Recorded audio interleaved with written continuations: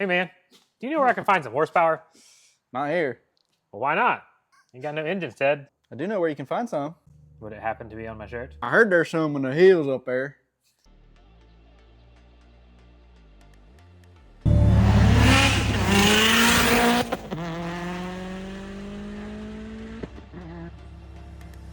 What's up, Wretches? We are excited. Me and Dalton are about to go on a big road trip. I haven't done a road trip in a very long time. We got invited by my friend and customer, Corey Suter, to come up to an event in Charleston, West Virginia called Horsepower in the Hills. It's a car show, Dyno Day competition, and he's excited. He wants to take our ministry table, set up Bibles, hand out some Bibles, and do some evangelism. And after we leave, we're gonna hit Tail of the Dragon. So we're hitting the road. Gospels, Subarus, Dragons. Okay, so we're on our way. Dalton's getting some E85. I actually filled up a 93 yesterday. So I got 1.8 gallons. Sheets is the best. We love Sheets. So obviously kilometers per hour. I feel like I'm going about 70. I do have this app, so that helps a little bit. Yeah, so we'll say 130 kilometers is roughly 80 miles an hour. I know 100 is about 60, but after that, just forget. You guys see this air conditioning right now? Fogging up, man. Some killer AC in here.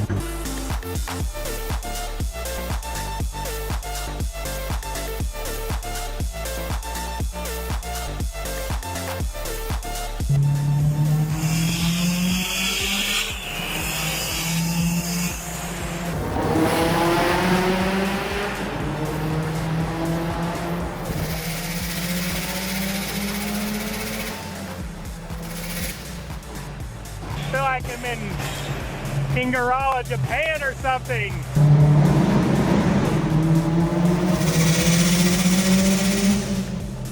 Oh, the backfires.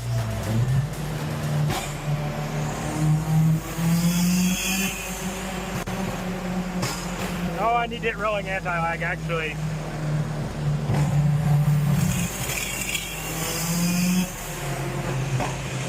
Gotta slow down so Dalton can see the rolling anti-lag.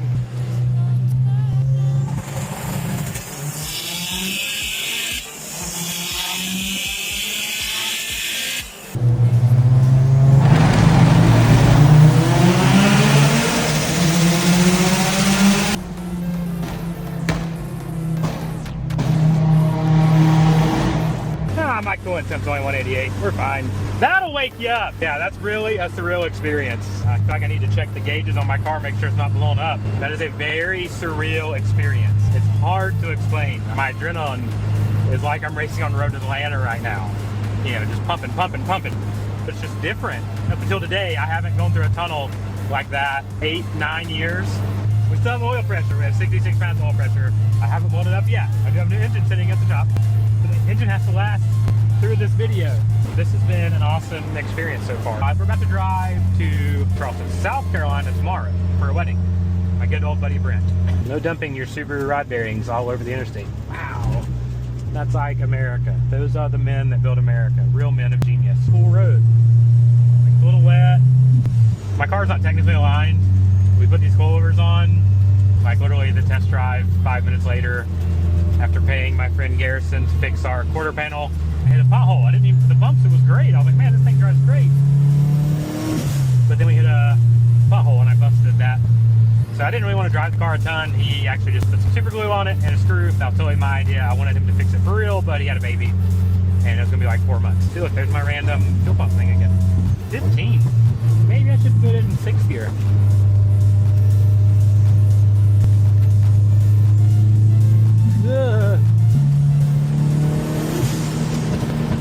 I'm always wary, like when I've never been on a road before. Like I like going fast, but I also want to protect my car that I put at least 5 hours into building this thing, I think. This car does have SDI remotes on it. I've never actually changed the brake pads or the rotors on it. I have no idea what they are. We are here. I think this looks like Corey Suter up here. He has a shirt that says staff.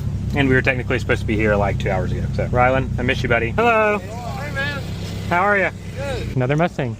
Who would have thought they downed Mustangs at a Dyno Day? Right. So far, we've gotten, nah. I ain't got time for that. Let me go get some food. Yeah, Jesus says, truly, truly, I say, less one is born again. What do you think it means to be born again? You get to talk to this guy. He did all the right things. He's a good guy.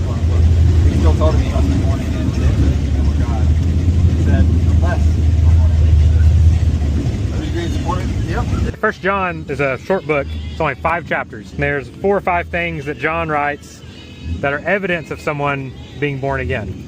Because, probably like you, I grew up going to church a little bit. I invited Jesus in my heart.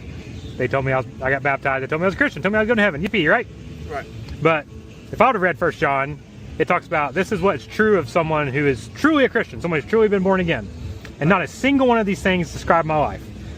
First thing he says is no one continually walks in darkness. You know, I would go to church on Sunday morning, but Friday and Saturday night, Monday through Saturday, who did I live for? Who do you think? Yourself. Yeah, I lived for myself. I did whatever brought me the most pleasure. I went to church because I thought it was my good deed to get God off my back and get my grandparents off my back. We know that we have passed from death to life if we love the brethren. Now, brethren's an old word, but it means the people specifically referring to the church, like other brothers and sisters in Christ. So we have a lot of people that talk to us. I used to say, I have a personal relationship with God, but I don't have anything to do with the church. But that's not a New Testament concept at all. Like, his whole point here is an evidence that you are born again, that you have trusted in Jesus Christ to save you and turn from your sin, is that you have other brothers and sisters that you love and you do life with. We didn't have a ton in common other than cars. We go to different churches, but we're still best friends. Corey, the guy who put on the event with the ZR1,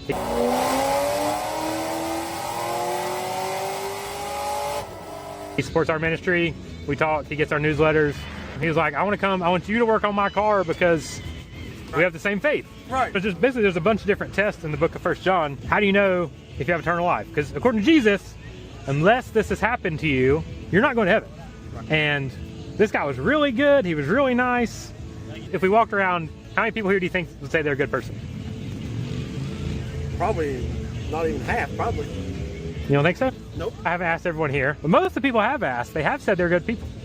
Right. I mean, there's a lot of people out there that is. There's a lot of them that ain't. How good do you think you have to be to go to heaven? I have no idea, honestly. So are you prepared?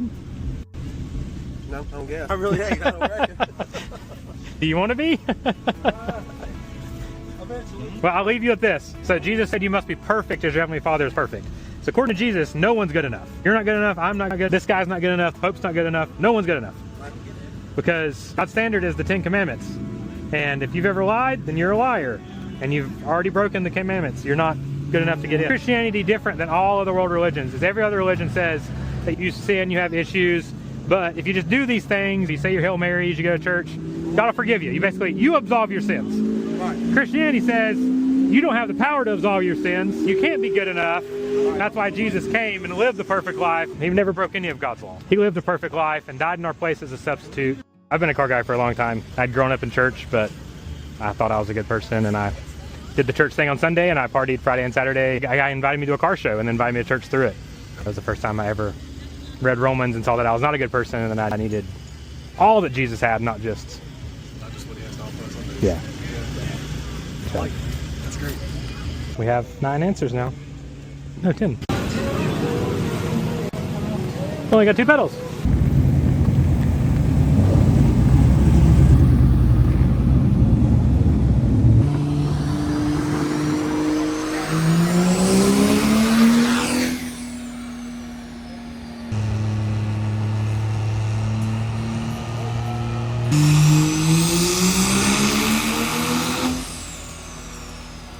That was over 1,000. Bet. Over 1,000. Over 1,000? 1,496. Wow. Wow. Hey, there's their boost juice. Goes in there. Juice boost. Juice boost. Yeah. All right. Dalton's about to lead us to the dragon of the tail, the back of the tail. Of the toenail of the dragon. The toenail of the dinosaur. Actually over there. Oh. Oh, no, okay. You totally got me there. All right, so that's our final tally. Had some conversations. We just met a guy named Daniel. Came and stopped. Appreciate what we're doing. Hop in the cars, load up. Hopefully I don't have to race the purple and black Mustangs. He might beat me. That guy wanted to dyno his car so much he dynoed it twice. I want to see him get on the back of the dragon of the toenail. Yeah. I thought that was like something chopping, like a cam chop. Go, go, go, go.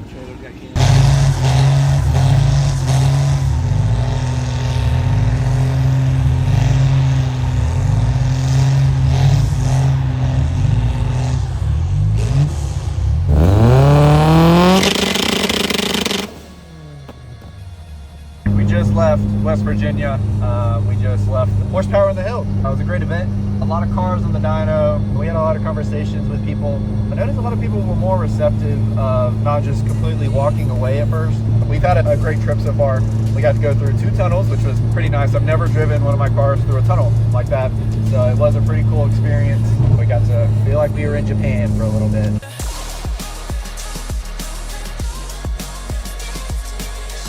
Okay, we're almost to the back of the Dragon. Those were 24 minutes. We're in Tazewell, Virginia. Fortunately, the roads are a little wet, and my fuel pump's still randomly shutting off. Here we are. Dalton's in front. Dalton's got E85. I'm only on E17, so I'm slower. Just kidding. Still faster. Sorry, Dalton. Well. We're looking for the Subaru meet. I don't know. Is this the Subaru meet? They do have a Dragon there.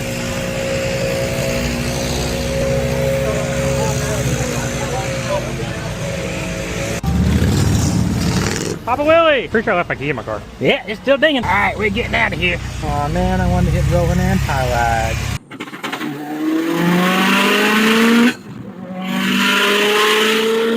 I was gonna hit rolling anti-lag, but I feel like there are people here that are gonna try to hurt me. We're gonna try it.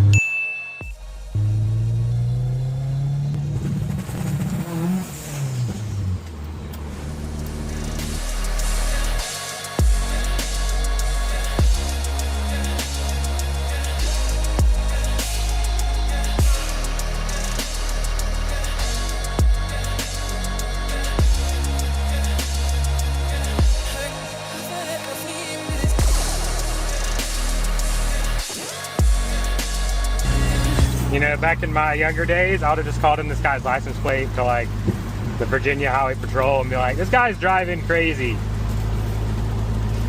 It's a danger to society, but I'm not gonna do that.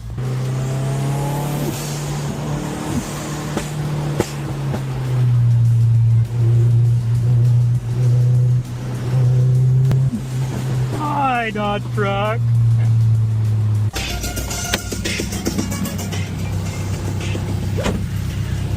I tried to pass him and my fuel pump shut off.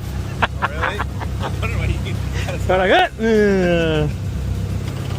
So I was like, dude, there's all these things over here. He's not treating others the way he wants to be treated. I think the only thing worse than that blue Durango we were behind is this horse trailer.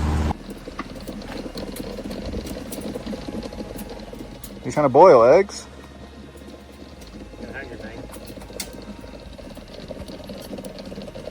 Huh. Double link? This is how they blow head gaskets. Yeah. I only got one spare though. So. Now we're on the shin bone. Yeah. So we're going to the head curve. Whoa. The head's after the shin bone? That was head, shoulders, knees, and toes.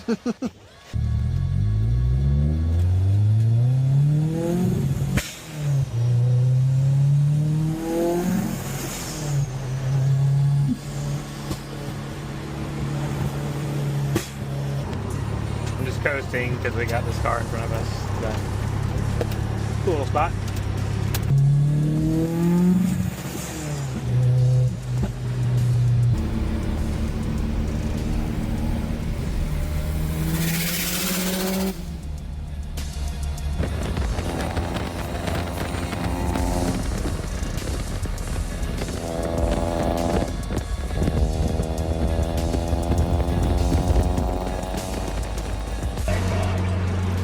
Real race car.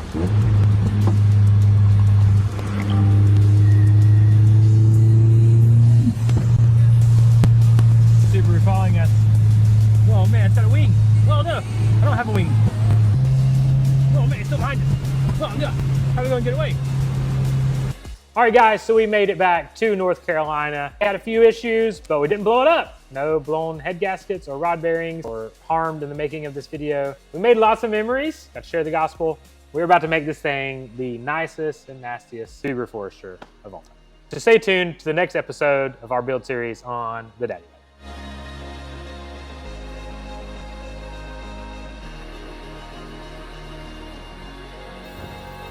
You're like a scientist. I don't know.